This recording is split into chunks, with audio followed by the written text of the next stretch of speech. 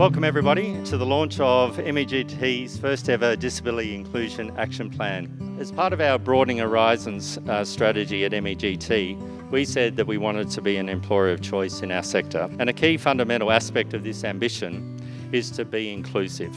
What is in at MEGT? I think first and foremost it's an opportunity for our business to build on our commitment for diversity and inclusion and giving everyone a fair go. We want to be an organisation that can help everyone. Hello everyone, well thank you so much for coming to our lovely new Para Clubhouse. This site here will allow people to come in, get some rehab and also look across and watch other Paralympians and people just like them training and playing sport.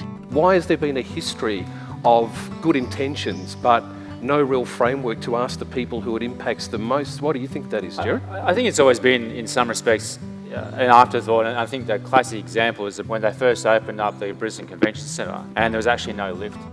It's really about ensuring that no one feels any different or made to feel different. So language is really important on that level. It is about the individual because I personally have no problems with the word disabled. I've been called worse. There are times many different disabilities which are very difficult to identify with or to actually understand because they're somewhat unseen. It's funny that we talk about the access to physical space, but 85% of all websites are inaccessible. Took another look at me, kept looking at his clipboard and just made an assumption on the spot. You're suitable for light administration work. So I thought, screw this, and I left and started my own business. And I've been doing that now for several years. With MEGT's Disability Inclusion Action Plan, there's actually 4 pillars: disability inclusive culture, accessible and inclusive workplaces, supporting access to meaningful employment, obviously, and accessible systems and processes. So each of those pillars is very important for its own reasons. What the work MEGT is doing, we're all about creating more role models of people with disability in our workplace and every day to continually challenge that status quo of how we've done things, how we can be so much better.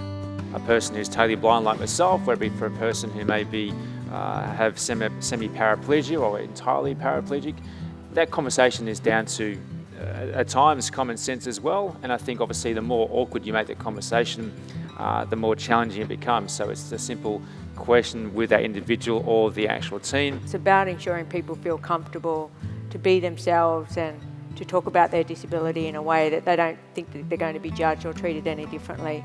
If you are doing a project that is involving the disability community in some small way, involve people with disabilities really, really early on so they can spot red flags. I speak to advertisers and CMOs, chief marketing officers in advertising agencies, at least have a go.